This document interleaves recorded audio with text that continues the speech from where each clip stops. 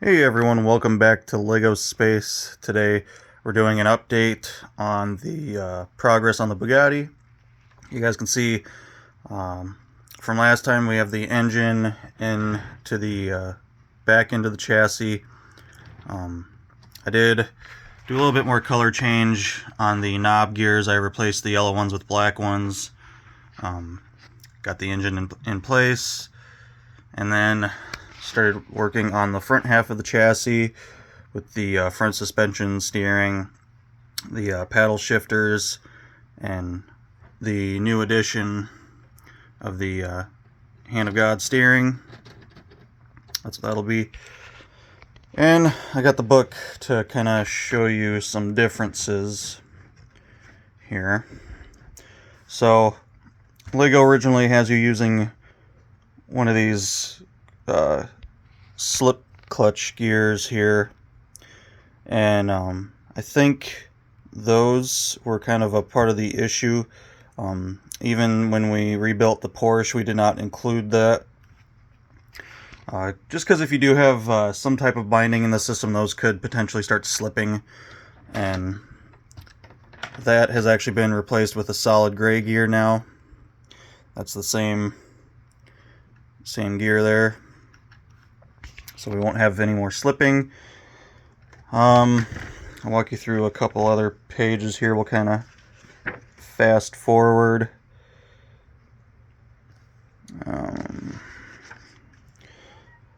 So here you guys can kind of see there wasn't really much to the suspension components or any of the stabilizing components for the front end, and it was basically just your upper, your lower, and then your shaft.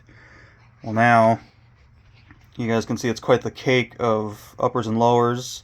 You basically have a lower, or a upper and lower supports underneath, or right up against the shaft, pretty much. Not up against it. It's still, everything's able to move really nice and free, no binding or nothing. But that's kind of stabilizes that, and then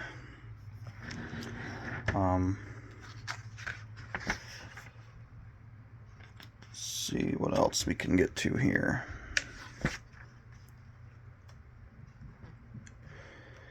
And then here you guys can see, of course we've changed the shocks to a better tension spring, more tension on these springs. It's actually really nice. It takes a good amount of, not a good amount of force, nothing's going to break, but it takes more force to actuate those springs than the yellow ones.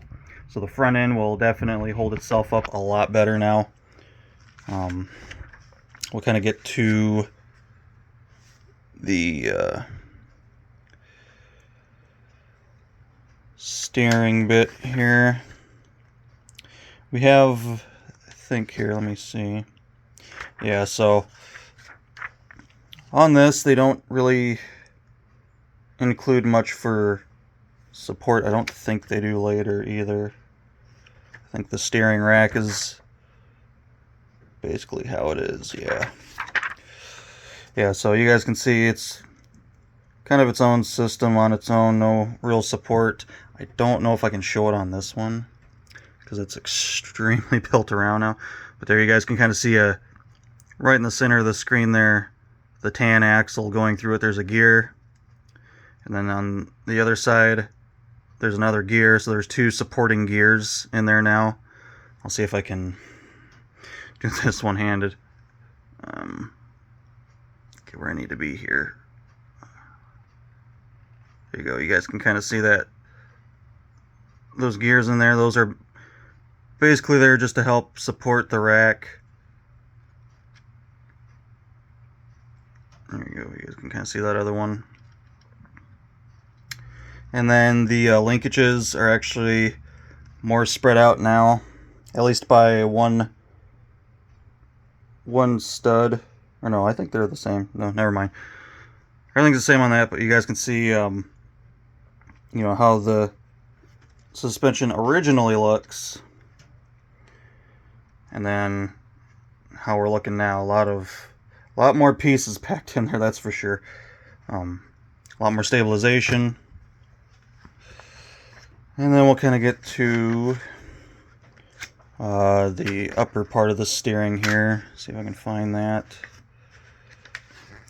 Not too much has changed in any of the work on that. Here you can kind of see that upper shaft that goes across. That is redone now with some black pieces in there. The shifter knob itself we changed to a nice black ball, so that looks a lot better. And we'll fast forward a little bit here. Here for the structure of the actual paddle shifters that use these knob gears to get it back to that shaft. You guys can see there's not a whole lot going on in this area. It's just a spacer. It's a Technic, like a two-piece insert. On here you guys can see kind of right here, this travels through now. On this it doesn't. There's actually like a whole nother support piece in there. Now it travels all the way through to this point right here, and then this is where the gear selector is going to be built off of. There's another little gearbox that I need to make in here, but this is where the component will end up being up here somewhere in the dash that shows the it'll move back and forth, showing the positions of the gears, kind of like the one on the Porsche. And I think I can do this one-handed to kind of show you guys, so you guys can see that moving around. So that that's how that'll work.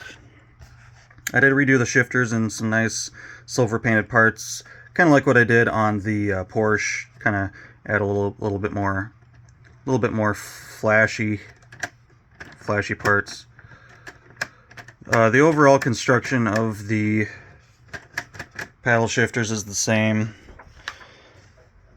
Nothing's really changing here, although we aren't using a we're not using a knob gear right underneath this. The knob gear has been moved up specifically for getting it over to where it needs to be, and now underneath there is just a support. Rubber bands are still going in the same places for kind of holding the shifters in place and giving them some spring back. And here's the original unit that they kind of have you build. And then here you guys can kind of see just a little bit set up a little different, and of course different colored. We kind of changed colors on that. And see if I can. So yeah, here's the original kind of steering box that gets it over to where the steering wheel will eventually end up coming through. You guys can kind of see the whole structure of that versus this new structure, which includes 2 more gears for getting the Hand of God steering up to the point where it needs to be. And it works really well. No binding, no excessive grinding or nothing. So that'll be really nice. I took some time to make sure that this was centered right here, so that way when the steering wheel comes out, the wheels will be aligned center with the steering wheel being aligned center. There's a little bit of play in the system, but I just wanted to make sure that that for sure was going to make.